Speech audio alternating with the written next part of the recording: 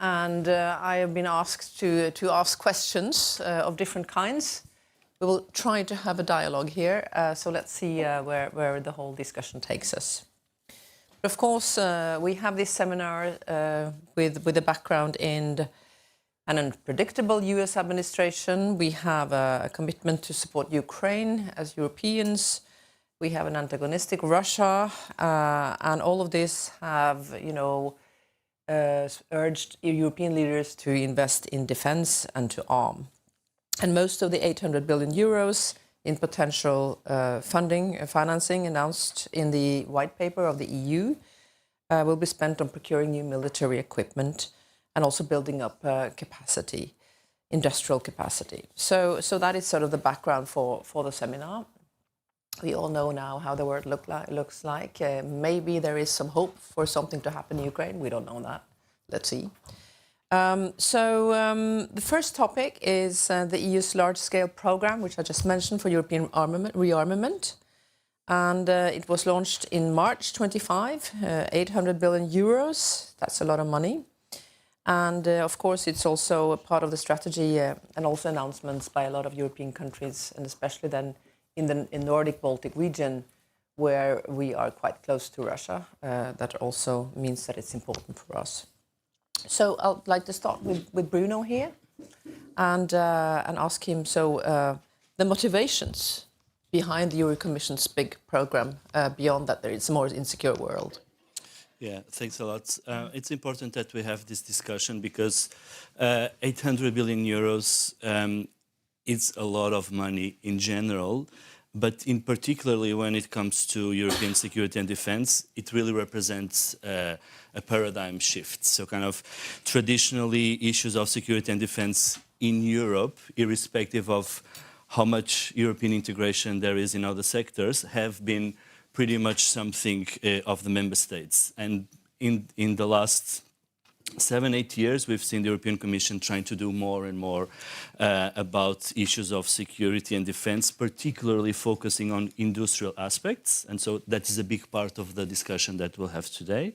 So the implications that this has on the industrial landscape in Europe. And so the idea was precisely to facilitate rearmament. And so Nick and I have been having these discussions for several years, and we've witnessed how a word like rearmament was really a taboo, and evolving from a point where we are now, where the name of this program is called Rearm. So kind of this is really what we're talking about.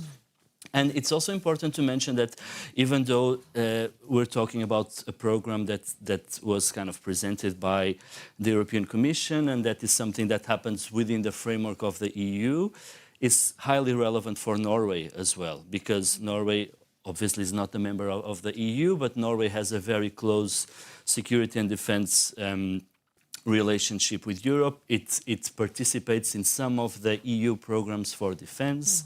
PESCO, for example, which is the Permanent Structured Cooperation, the EDF, the European Defence Fund, and there's also kind of a new security and defence agreement that was signed between Norway and the EU. So the discussions that we're having today, they certainly have a kind of a EU dimension, but it's a real European dimension that certainly involves Norway as well.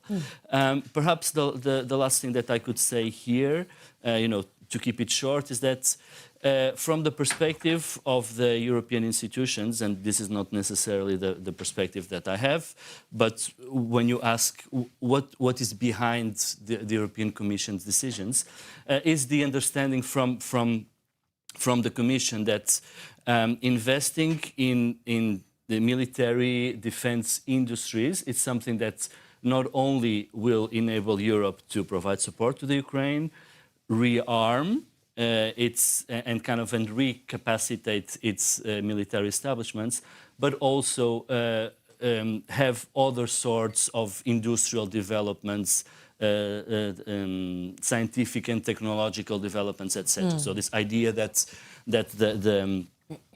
this knowledge is transferable, and if you invest in some kind of, for example, dual-use technologies, this is something that will also benefit society. This is also something that we could deconstruct later on, but this is perhaps I will stop here now. Okay, cool. And then Nick, Bruno just talked about all the countries involved, the EU countries as well as Norway and others, Britain. How will this coordination go on? It also involves both NATO and EU and individual countries. What are the challenges here? There are huge challenges. I mean, when we're talking about sort of military alliance in Europe, then the next question is, well, which alliance? As Bruno was saying, the EU is taking on a much more assertive role in military affairs, one which historically it didn't have. And this is, the EU and NATO are trying to coordinate, trying to cooperate, but there definitely has been some tensions between them. Also in terms of the rationale of the two organizations. NATO was obviously, part of the motivation behind it was to seal the transatlantic link between US and Canada and Europe after the Second World War. That is obviously fraying a lot concerning the United States. And also the EU behind it. There has been very much, if you like, Euro-Gaullist motivation that Europe should be self-standing, there should be strategic autonomy. Europe shouldn't be dependent on the United States for security affairs. Likewise, within European states, there's large differences in outlook. Certainly up in the Nordic region, states bordering the Baltic Sea, including Germany and Poland, there's a very clear preoccupation with a threat from Russia. That isn't shared by the rest of Europe. Certainly some of the countries on the Mediterranean are much more concerned about things happening in the Mediterranean region.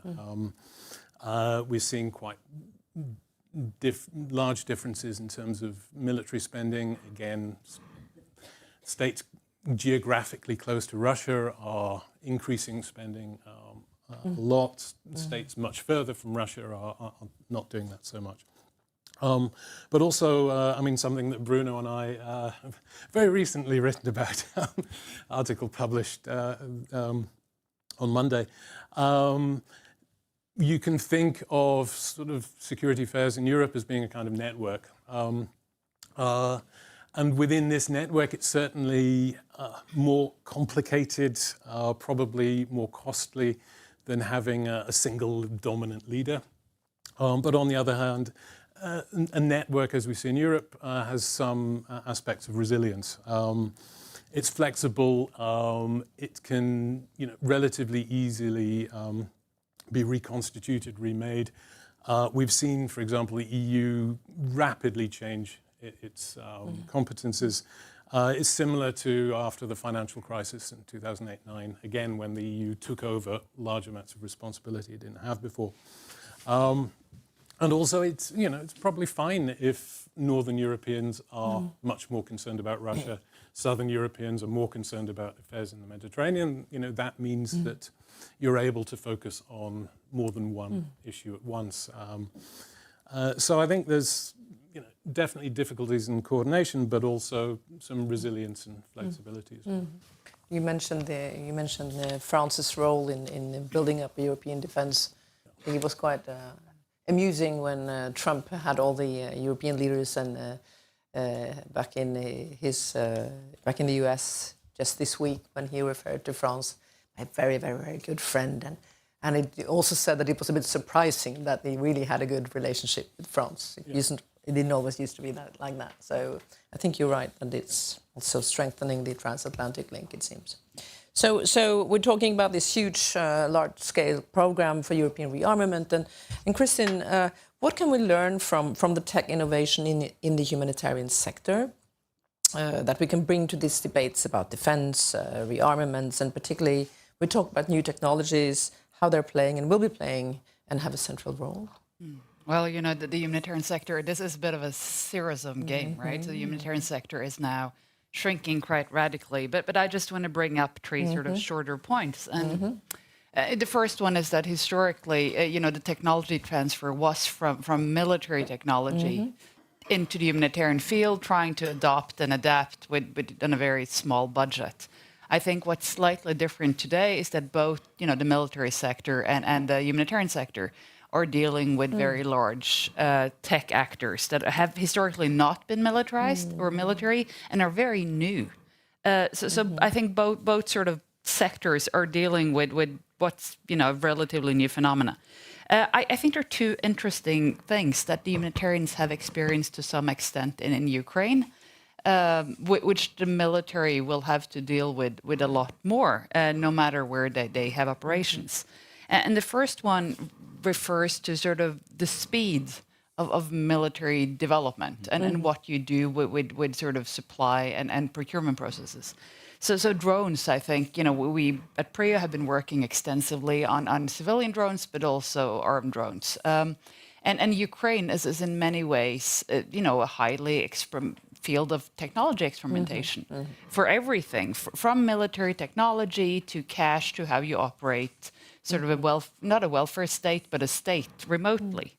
And I think, it is probably a unique example of a nation under attack who's also a major developer of military technology and also has civilians involved in a distributed way in this development, which means that with experimentation, you do need structured processes to make sure this can operate at scale, which brings me to the third point, which is the normative one. So you have international humanitarian law. Every military has, their standing operating procedures. You have rules of engagement, and these needs to be fit in, together with these new platforms, which means you can't just buy a lot of things and sort of ask your soldiers to use it. There is more. You need more capacity than to be able to use the platform. So I think I envision quite interesting sort of normative discussions. You referred to a network.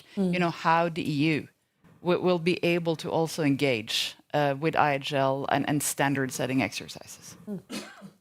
Interesting. Talking about, what kind of military material and equipment the different states have. I mean, another theme that could be brought up here is sort of how do governments decide what to buy? I mean, we have. I lived many years in Denmark, and Mette Frederiksen, the Prime Minister, one of the things she said a while ago was, just buy, go out and buy whatever you can buy. So Nick, how can we ensure that these purchases involve like a minimal waste, inefficiency, and corruption? We are talking big money here, right? Yeah, very large sums of money. And of course, if the aim is for deterrence, for security, the last thing you want is waste, inefficiency, and corruption, because then all the money you're spending goes down the drain. Corruption. I mean, there's obviously a very long history of corruption in the arms trade. The way to deal with that is through. Sorry, what do you mean by obviously? Oh, please elaborate. Right? Too much insider knowledge. I mean, I've been working on the arms trade for very many years, and it's a history of scandals in which there have been very many scandals, particularly export markets, payment of huge bribes to governments to buy weapons they don't really need.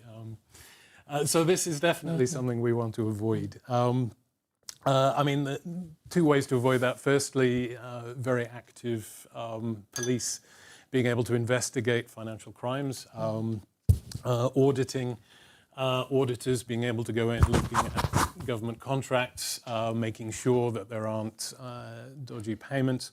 The biggest factor when people have been looking at corruption, trying to avoid it, is not to use agents, middlemen. They're the ones who, historically have been involved in, picking up huge commissions and then distributing them around.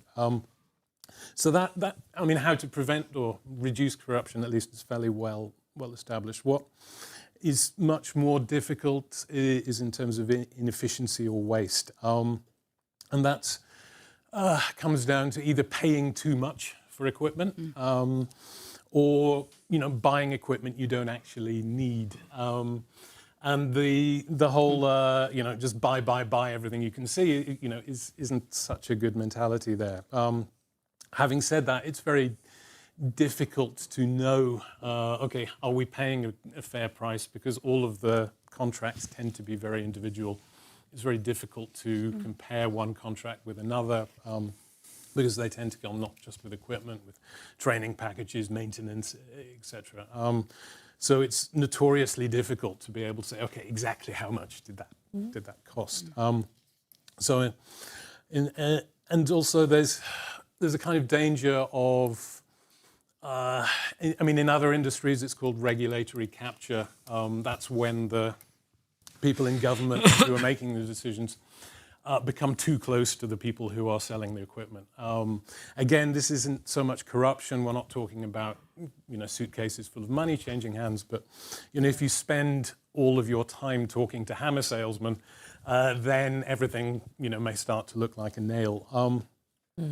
So there's a need to, have a certain distance between the people who are making the decisions, people who are trying to sell them equipment. One of the biggest problems in terms of waste is politicians and the inherent desire of whenever you get a new minister coming in to meddle in what has gone before. Usually they do that just by reorganizing the departments every few years. But also with defense spending, it's a bit like doing renovations on a house. I mean, you agree a contract with a builder, and then you say, well, actually, I'd like it to be a bit different. And at that point, they go, yes, of course. Every time you change the contract, you're then imposing, making it easy for them to charge large amounts extra. So again, this is difficult because, of course, you want to maybe change the contract if there's new technology coming in, but you really want to avoid a politician coming in and saying, yes, I've reorganized this, just for the sake of doing that.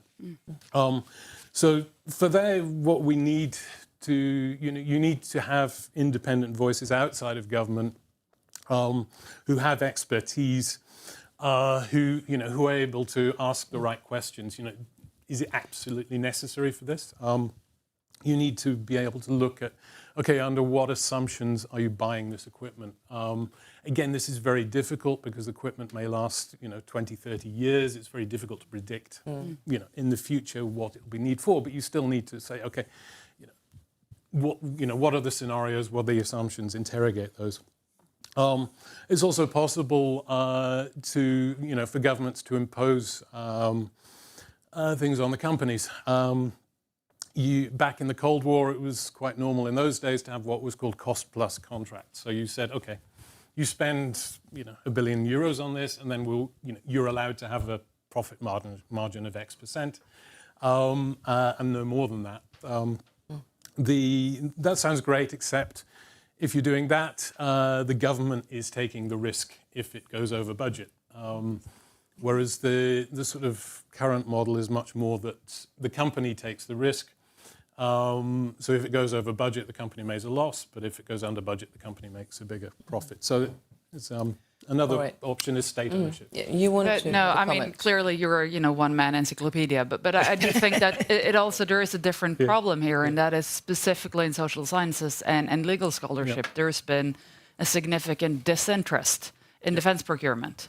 We haven't, and this is also a key issue of peace research. We are the ones who should be able to understand these processes, analyze, have critical perspectives and contributions to government and the private sector and the public. And we're not, right? Or not adequately. So I think it's partly, how you finance and fund research programs, but there is a debate which is not as knowledgeable, unfortunately, on European level as it should have been. Yeah, I agree. I was going to to talk about that. Yeah, we will return to the debates later on. Stay with the program. You're very eager to say everything at once, which is fine, and it shows energy. Super. No, but actually, I want to go back to Bruno first, and before I give you the floor again, Kristin. So obviously, a lot of money, a lot of activity, a lot of actors involved. But what kind of trade-offs do you see between the military spending and all the other important areas in society that we actually need to spend money on? Yeah, of course. I think that's a key issue, and it's a key it is, in a sense, also a key driver for this event today, because there is this general understanding, and Kristin has been, very vocal also in Norway and beyond, about the lack of debates that exists in society about these issues. And the debate is important precisely because I wouldn't necessarily say that this is a kind of a zero-sum logic that exists across the board, although it certainly happens in some fields. But there are obvious consequences of the choices that are made. And this is something that requires higher levels of democratic legitimacy from my perspective. So one of the trade-offs, for example, has to do when it comes to priorities. So if everything is a priority, then nothing is a priority, okay? If it's just buy, or, I come from Portugal and I just spent a year in Portugal, we see, for example, a lack of strategic prioritization. Okay, so everything is important, But of course, we know that when it comes to defense industry, we shouldn't talk about military industry, but military industries. Okay, because the technology and the infrastructure that you need to produce, bullets, it's very different from the technology and the infrastructure that you need to produce satellite communication, for example, and you name it. So these are, prioritizing this or that issue has very clear consequences. There is also kind of a time dimension. If you sit in Warsaw or if you sit in Tallinn, the Russian threat feels very different than if you sit in Lisbon or in Madrid, for example. And there is and the threat is different in terms of scale, but also in terms of imminence. Okay, it's something that can be just about to happen. Okay, whatever the form of the threat. Okay, and this also means that you might have. If you want to have a quick solution for an imminent problem, you take a few decisions that eventually will impact on your capacity to think more strategically long term. Whereas if you are, if you have the luxury of not having to, be scared about an imminent threat, then your priorities can be more structural, long term, etc. I mean, wasn't it the Spanish Prime Minister who actually said he couldn't spend 5% of GDP on defense because there were all these other more imminent challenges related to societal needs? Exactly, so societal needs, exactly. Yeah. So it's not just about that he thought that there is an other more urgent security threat that should absorb those funds, but rather other issues in society. Yeah. It's quite interesting. We have elections in Norway in 3 weeks, I think it is, almost. And defense spending is, of course, a huge topic. But there's very little talk about the need to prioritize between that and, education or healthcare. So it also depends on, the amount of money you have in each country, of course, which plays into this. If I could just add two more vectors that we should consider when we talk about trade-off, and of course we could keep on talking because this really there is a line of argument that says precisely what I was mentioning in the beginning, that investing in defense is something that has huge benefits for society, for developing industries. It will create qualified jobs. It will the technology will spin on the society, from the military into society at large. I think that it's much more complicated than that. And if we have time in the Q&A, I can debate a little bit more. But what I wanted to say is that another important trade-off has to do with the environment.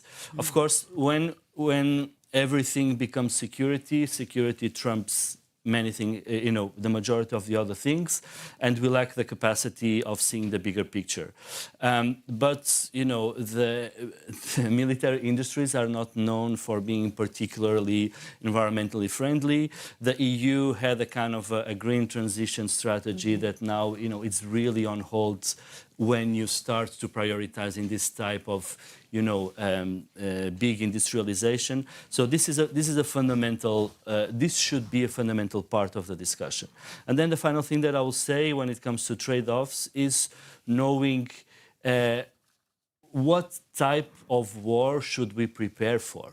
Okay, I think that a lot of people would, 4 years ago would expect that the next big war would probably be very digitalized, cyber, etc. That would happen much more in the digital space than in the physical space.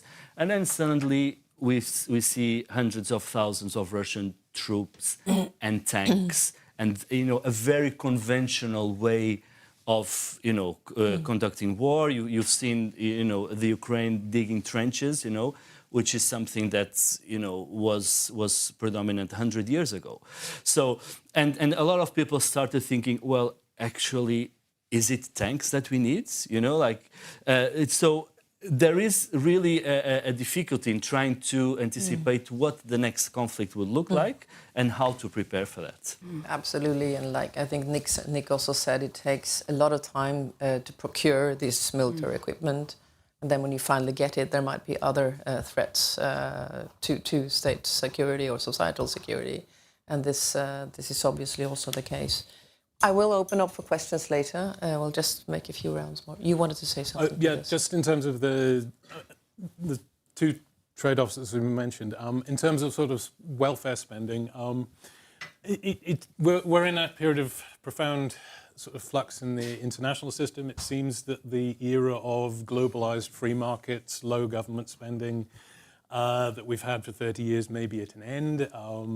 And if we're going back to an era more similar to the Cold War, we should also bear in mind that that was also an era of very high public spending on other things. So it may be that we're looking at higher taxes overall, higher spending. We have to see, but we shouldn't assume that the orthodoxy of the last 30 years will continue.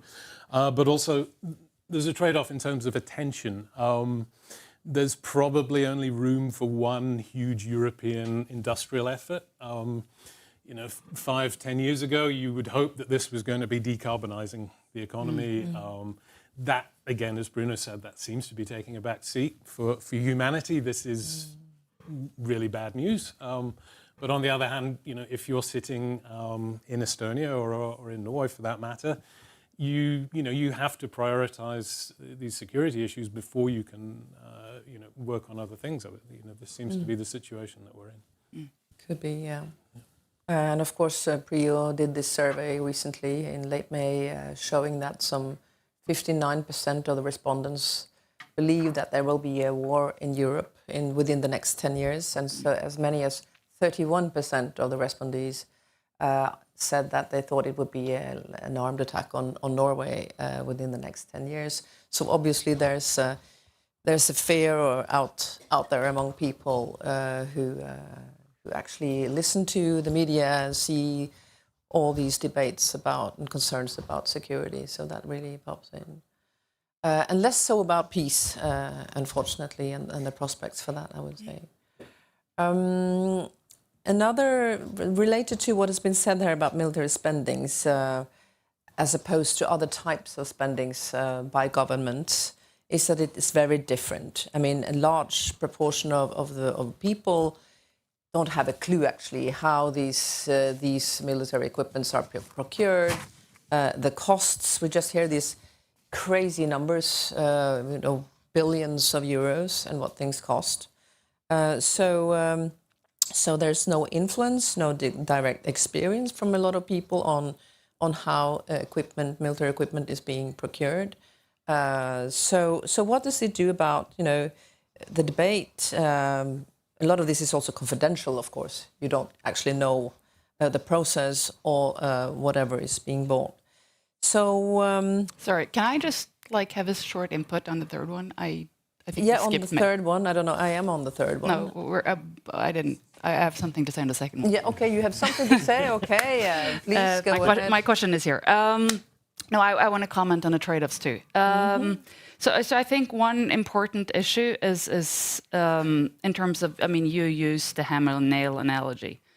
So I think, once you have invested in military spending, you have convinced the population that this is necessary. There are some pathways that open and some that close, and that brings you faster to conflict. I mean, you get a lobby which is vested in the use and continued procurement and investment in these technologies. So there's something called the war lobby. And I think one thing, again, which is new, is that tech actors will also be part of this war lobby. And not only are they part of this lobby, but they also control the information structure to which the information is disseminated to the public, and also through which critical voices have to use to get their message across. So in terms of the trade-offs, I mean, there is something, throughout the whole 90s, we didn't want to invest in military because we're in a peace role. And now it's sort of the other way around, right? And the second one is, I mean, this week has been exciting. So it's not only the perception of threats, it's the perception of threat costs. So on Monday, you thought you didn't have to buy it. On Tuesday, you're going to have to still buy it, right? But it's just setting up for society, setting up these trade-offs. Getting the population to understand, or presenting a credible sort of set of a budget, basically, This is conflict, this is the costs, these are the future costs to the climate, which is, the worst of all of this, basically. So I think as researchers, we also struggle with how we can present this in an intelligible way to policymakers and the broader readership. Thank you. Comments to that? Yeah, no, very good points. I mean, I'd also point out that, war in general is very bad for economies. So, I mean, certainly there are people who would see an interest in, higher spending at least. There's lots of other parts of the economy, don't want to see higher spending on the military because they want to see government spending on something else. So you need to balance, who is in the peace lobby, if you like, purely self-interestedly, as well as who has an interest in the military spending. No, I think we are in agreement on this one. Of course, and I think that in a sense that kind of it segues into the kind of the next discussion we should have about who has access to speak, right, and to influence the processes. I think that is, we can frame this in terms of lobby, and I certainly see that as a very important dimension of the dynamic, okay, or a trigger for a particular result. But what is more interesting is when the actual decision makers, they have a vision about the future that facilitates that kind of approach. So put it differently, this logic, and I think that before the war, that has already been kind of crystallized within, for example, the European Commission, that looked at the future of European defense and looked at the kind of a high-tech, highly specialized sector that would not only contribute to European strategic autonomy, but also to be a fundamental trigger for scientific progress in Europe. And in a sense, what happened there, it was not necessarily, or not just the lobby influencing, but actually the vision that people at the Commission had that was along those lines. So kind of the issue of access to policymakers is really fundamental. So what kind of mechanisms does the EU have in order to control or try to make sure that the lobbyists, politicians, bureaucrats do not form these very strong conglomerate of people who want the same thing, and where the public is actually more or less left outside? Are there any mechanisms? Or there are certainly some mechanisms. There are kind of some of the programs that that existed before the war. They were open to public consultation. So organizations and individuals were kind of invited to submit their views on the issue, and in specific sectors, for example, in the development of artificial intelligence, that is still happening, development of drones, regulation of drones, for example, that also happens. But of course, what happens when we are, because what some Norwegian politicians normally say is that we are not at war, but we're also not in peace, in a sense. So kind of things changed quite a bit in the last 3.5 years. And when we are in this situation, the processes get accelerated. And then you take decisions much more quickly, because precisely of this sense of urgency. And that means that you will not have the type of procedures that you have before, and that makes it more difficult for lay persons to understand what is going on, to follow what is going on. It's also difficult for researchers to have their voices heard, and so it's really crucial that we try actively to do, that we do what we're doing here today, but also that politicians understand that there are different ways of looking at the problem. And the way that, and obviously the way that you look at the problem will fundamentally shape the decisions that you take. So now we're on to sort of the access of the public, to return to that, to these decisions, to these processes and debates, and how can we ensure that the public debate is knowledge-based and critical and open? I don't know who you want to go first there, Kristin, or... I can have a short one, and I'll give you the longer Sure. floor. So, I was going to talk quickly, actually. Okay, talk quickly. I thought you had much to say. You don't have to talk quickly, we have time. Oh, we're running short time. We're trying a new format, which is staying on the program. Yes. Radical idea. We want to hear your questions. No, well, briefly, I mean, obviously, you've written a lot more about this. It's really important to have civil society, parliaments, journalists who actually have expertise on these issues, who can, I mean, a lot of it in Europe especially, a lot of information is available, but it tends to be in very dry, very technical documents. People, it takes a long time to build up the expertise to actually be able to read it critically and notice that, on page 20, footnote 3, there's something pretty outrageous. And that requires funding. You have to be able to pay for, particularly in civil society and parliaments, you need to be able to pay for aides in parliaments, researchers, research assistants, people working in civil society organisations. They need to have the funding, and that has been not around very much, and certainly in Norway, very, very little, if nothing at all. And certainly if we're looking at other European countries, you get independent sources of funding. For example, Sweden, Belgium, you have peace research being funded directly from parliaments. In countries, such as Germany, UK, you've got, long-standing independent foundations funding research, funding civil society work on these kind of issues. Whereas in Norway, there's very little of that, especially on sort of defence issues. And certainly the academic funding from the Research Council is not set up at all to fund policy-relevant research. In particular, the thing that the Research Council is looking for is new stuff, new information, new data, new theories. Whereas most of these lessons we've known, in terms of how to avoid corruption, waste. We've known this for decades. It's not new. So, the Research Council isn't going to fund a big project. Well, that could deserve a debate in itself, I'm sure. Yeah. That was a short answer, okay. Yeah. So, Kristin, please. Yeah. I'll do real short.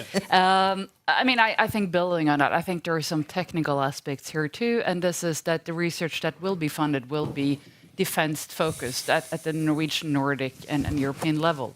So for a social scientist who will need, research will partly be classified. You might have to dump some of your long-standing partners because they are considered possible security threats, not necessarily for your project, but for you as a researcher as such. I should just say that, I translated a op-ed in Norwegian into PRIO blog, and I mention, discussions about peace, but I also talk a little bit about the post-Soviet dissidents that I have been working with. These are people from Russia, Belarus, Ukraine, Georgia, with problems with their own governments. And so I talk about how they disagree with each other, but they're brave. And these activists were extremely excited about this blog and translated it immediately into Russian and put it on their website. So I probably have a file somewhere else that I didn't now. But I think for us as researchers, we are in a very new environment where who we collaborate with is not always even easy for us to understand. So I'm worried about the free and open exchange of knowledge. And I think in Norway we were naive.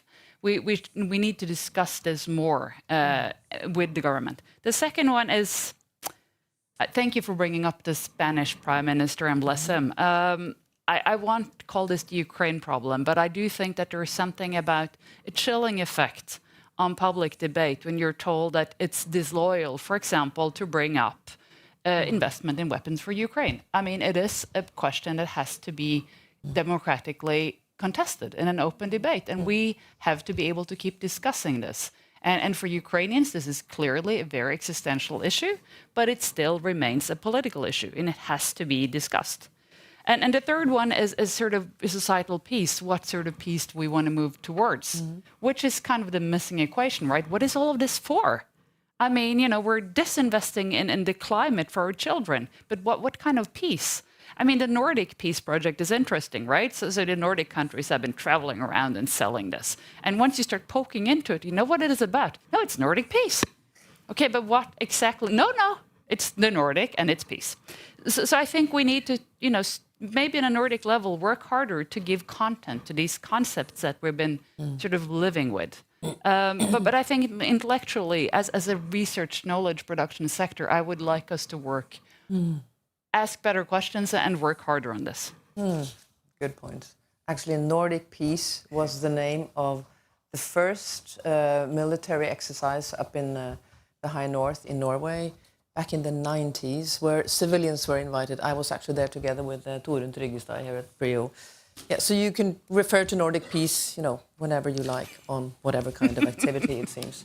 Now, I think we have some food for thought here, unless you want to come in on this one. Yes, you are welcome. No, just 30 seconds to underline why it's important to open up. Because it's not just for the sake of listening to more people, even though listening to more people, it's a good thing in itself, for the sake of, representativeness and etc.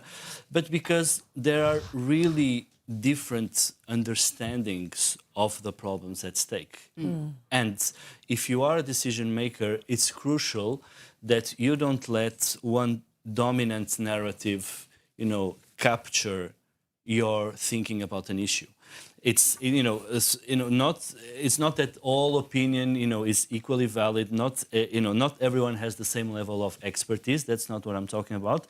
What I'm saying is that there are a lot of experts, that are experts in their own right on different issues that certainly have something to bring to the debate. And if you really want to make decisions that are for the whole society, you need to try to be as representative as possible.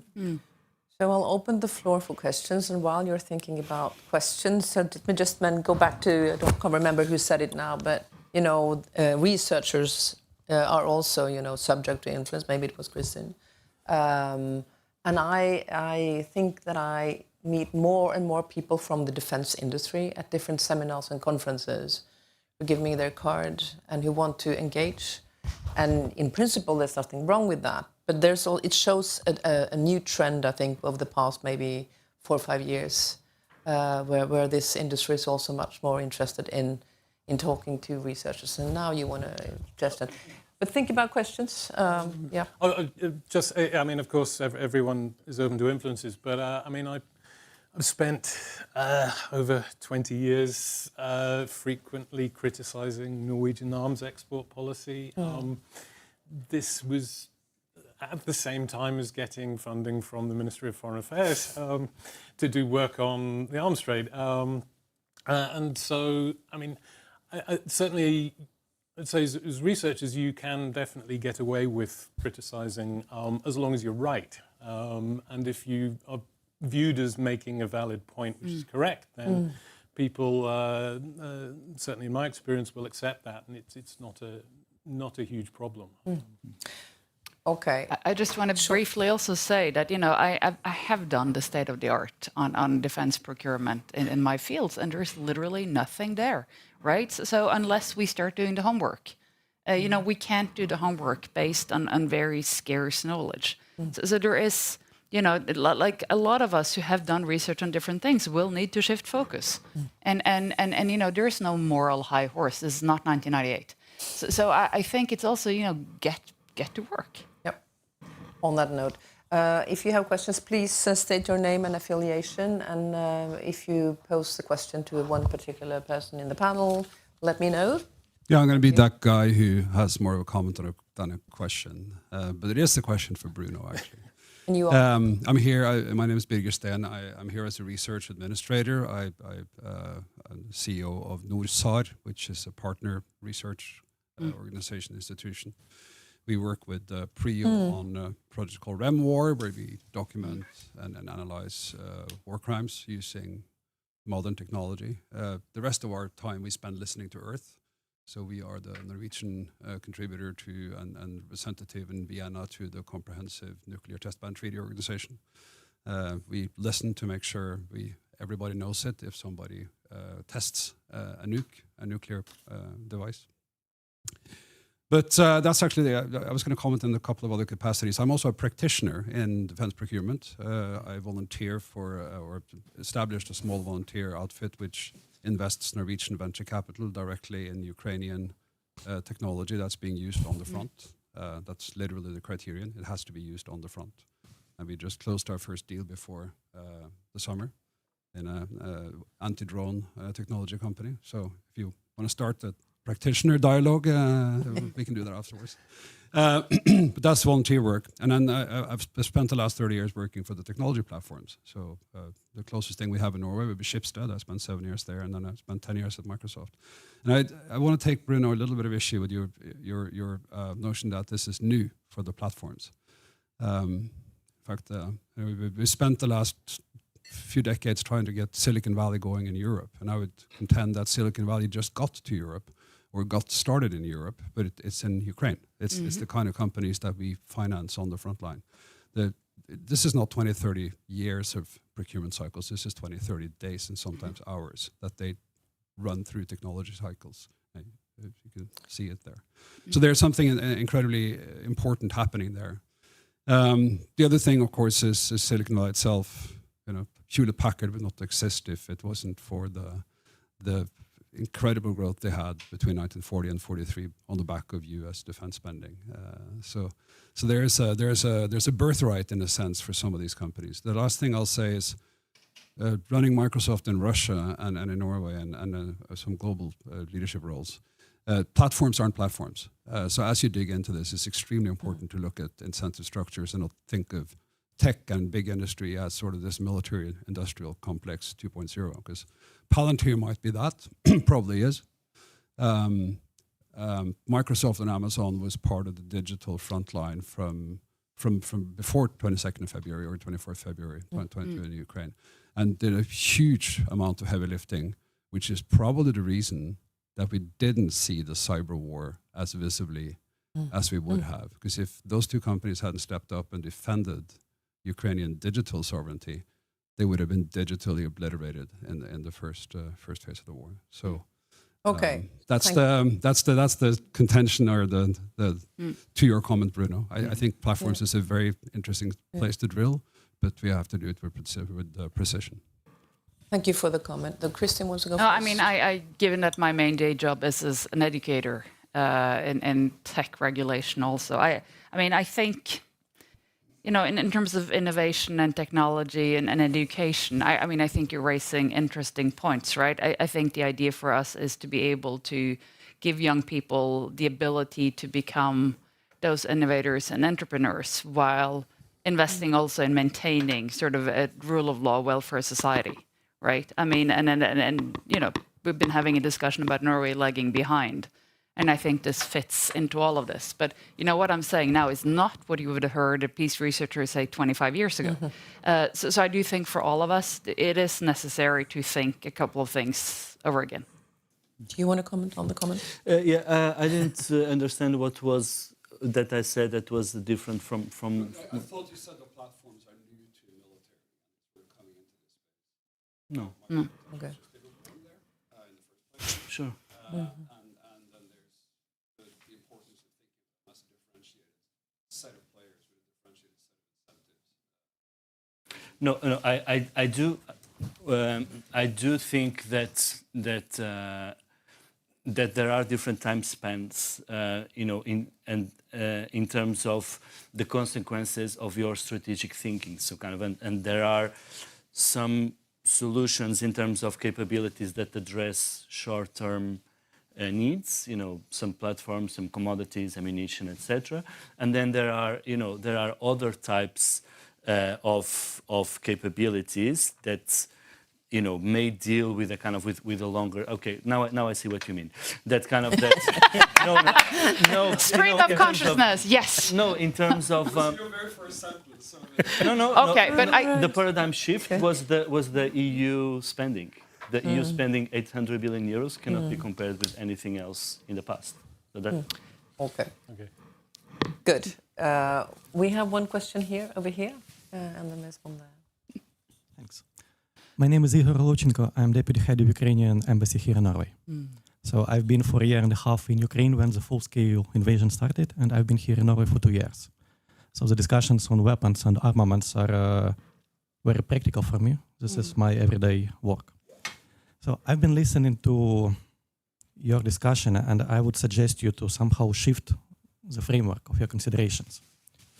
You've been talking a lot about buying and selling weapons, while the real discussion is about procuring, ordering, and producing weapons. Let me say this loud.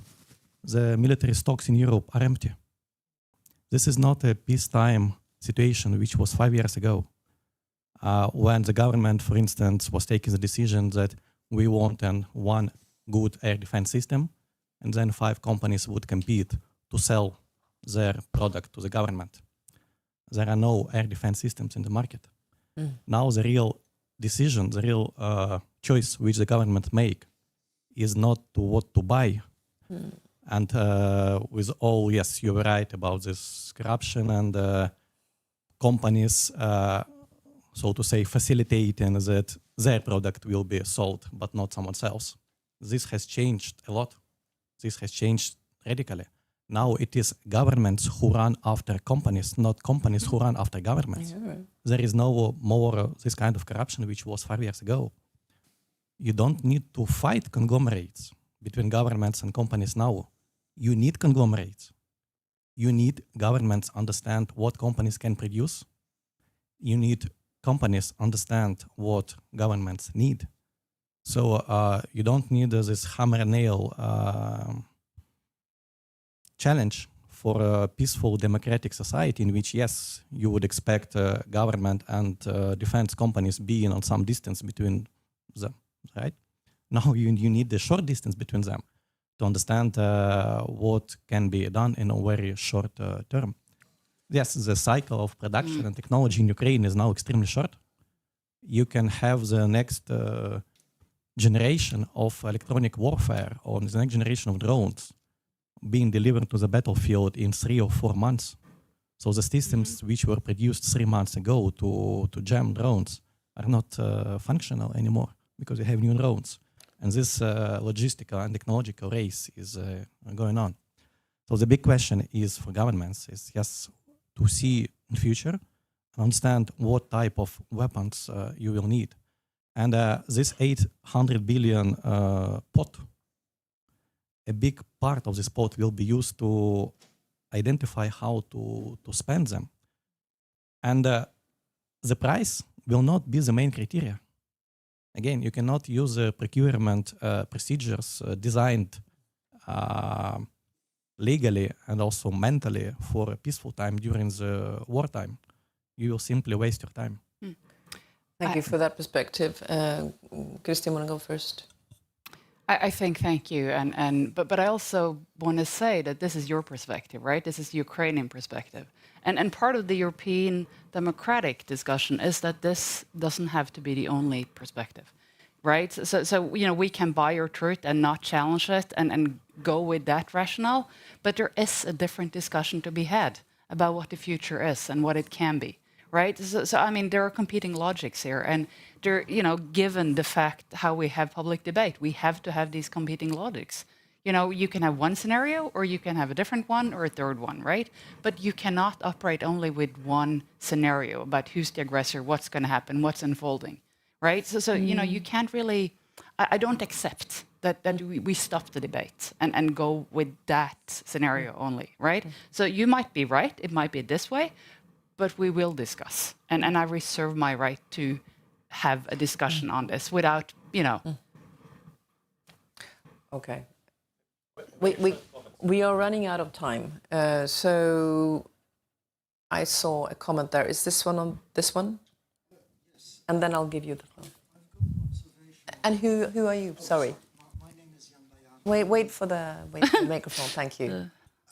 My name is Jan Bayar. I'm the Belgian ambassador in town, and I've got an observation or a question, which is at the other side of the spectrum from the observations of my Ukrainian colleague, even if I subscribe to the relevance of his remarks. And that my observation is about the remarkable dependence which we are developing, specifically as European countries, for our armed forces towards these new tech oligopoly and therefore oligarchs in America.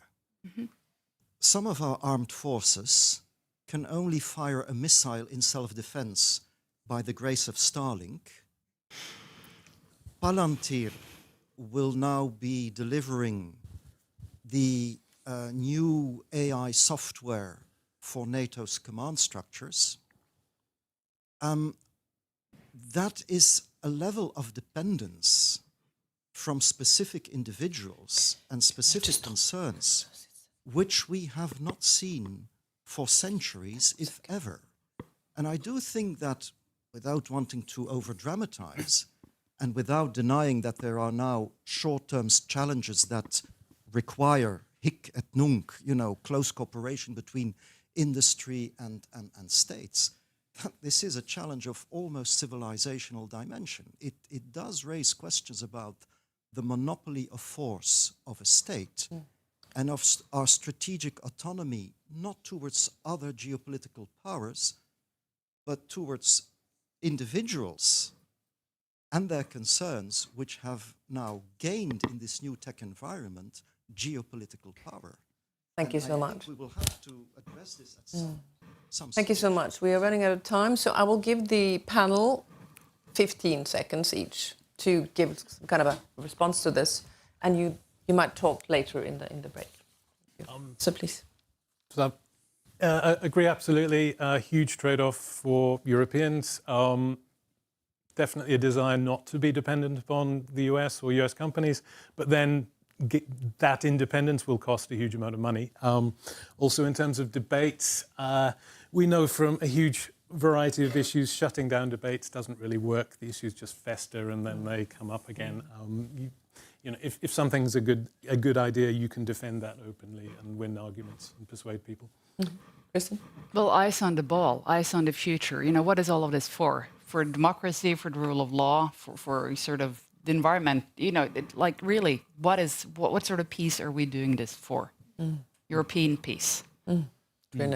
Yeah, well, not wrapping up the whole thing, but addressing your point. I think that's a perfect example of how the kind of the time perspective is really crucial, because you know, the developments and the needs and the dynamics that you described are something that are happening and that are urgent. You know, dealing with an imminent it's not an imminent threat; it's an actual war. And that is a very important part of the discussion, and I think that was an important part of the discussion today.